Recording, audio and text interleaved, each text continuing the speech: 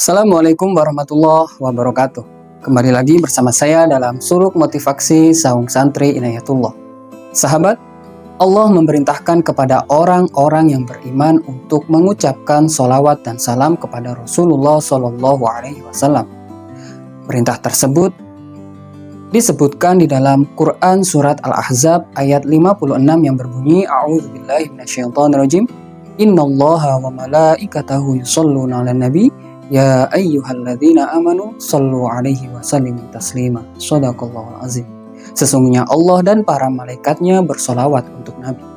Wahai orang-orang yang beriman, bersolawatlah untuk Nabi dan ucapkanlah salam dengan penuh penghormatan kepadanya. Perintah bersolawat di dalam ayat tersebut diawali dengan menyatakan bahwa Allah dan para malaikatnya bersolawat kepada Rasulullah SAW. Hal itu menunjukkan betapa mulia dan terhormatnya kedudukan Rasulullah SAW di sisi Allah Subhanahu wa Ta'ala. Di samping itu juga menunjukkan betapa pentingnya sholawat dan salam tersebut. Bahkan untuk memastikan setiap orang yang beriman mengucapkannya, maka keduanya dijadikan sebagai salah satu bacaan di dalam sholat. Sekalipun Allah dan para malaikatnya bersolawat kepada Rasulullah SAW, tetapi pengertian solawat dari masing-masing berbeda dengan pengertian solawat yang berasal dari orang yang beriman. Solawat yang berasal dari Allah berarti rahmat yang disertai dengan pengagungan. Solawat dari malaikat berarti permohonan ampun dan doa, sedang solawat yang berasal dari orang-orang yang beriman berarti penghormatan dan berdoa agar diberi rahmat. Pengertian yang berbeda-beda tersebut sesuai dengan arti kata solawat itu sendiri. Secara bahasa, kata as-sholah bisa diartikan dengan doa, istighfar, dan rahmat.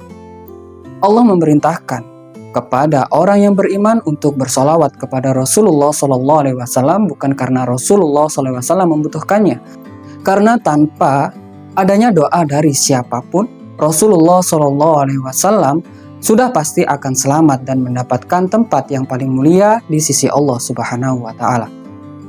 Adapun ucapan sholawat yang kita ungkapkan kepada Rasulullah Shallallahu Alaihi Wasallam, selain menjadi bukti kecintaan dan penghormatan kita kepada Rasulullah Shallallahu Alaihi Wasallam, juga untuk kebaikan diri kita sendiri. Itulah sebabnya Rasulullah Shallallahu Alaihi Wasallam bersabda, "Man shalla alayya marratan sallallahu alaihi biha asyara." Sesiapa saja yang bersolawat kepadaku satu kali, maka dengan solawatnya itu Allah akan bersolawat kepadanya sebanyak 10 kali. Hadis riwayat Ahmad. Sedangkan orang yang tidak mau mengucapkan solawat kepada Rasulullah SAW terlebih ketika mendengar namanya disebut, maka Nabi menyebutnya sebagai orang yang bakhil. Beliau bersabda, "Al-bakhilu man dzukirtu indahu falam yusalli alayya." Orang yang bakhil adalah orang yang ketika mendengar namaku disebut di hadapannya, ia tidak mengucapkan sholawat kepadaku. Hadis riwayat Tirmizi dan Ahmad.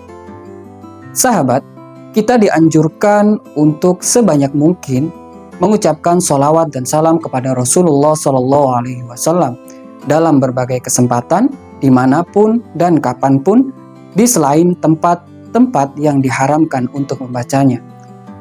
Adapun salah satu bentuk contoh sholawat ialah sebagaimana yang terdapat di dalam sholat yang berbunyi Allahumma sholli ala sayyidina Muhammadin wa ala ali sayyidina Muhammadin kama shollaita ala sayyidina Ibrahim wa ala ali sayyidina Ibrahim wa barik ala sayyidina Muhammadin wa ala ali sayyidina Muhammadin kama barakta ala sayyidina Ibrahim wa ala ali sayyidina Ibrahim innaka Hamidum Majid.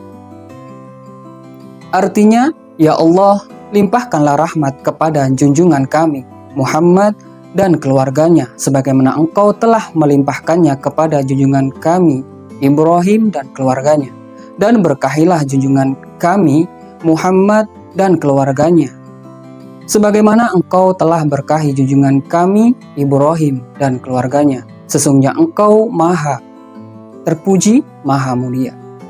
Sedangkan di luar sholat maka tidak ada teks sholawat yang baku yang harus kita ucapkan.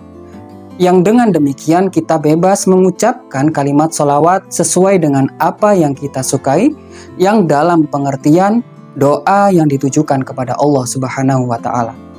Demikianlah sebagai wujud iman, cinta, dan penghormatan kita kepada Rasulullah SAW, dan sebagai wujud rasa terima kasih kita atas jasa-jasa beliau yang tiada tandingannya untuk umat manusia, terlebih bagi orang-orang yang beriman, maka tidak sepantasnya kita untuk berhemat-hemat mengucapkan sholawat kepada beliau, apalagi sampai jatuh kepada tingkatan bakhil. Apalagi melihat manfaat dari sholawat itu untuk kebaikan diri kita sendiri. Sekian, semoga bermanfaat. Wassalamualaikum warahmatullahi wabarakatuh.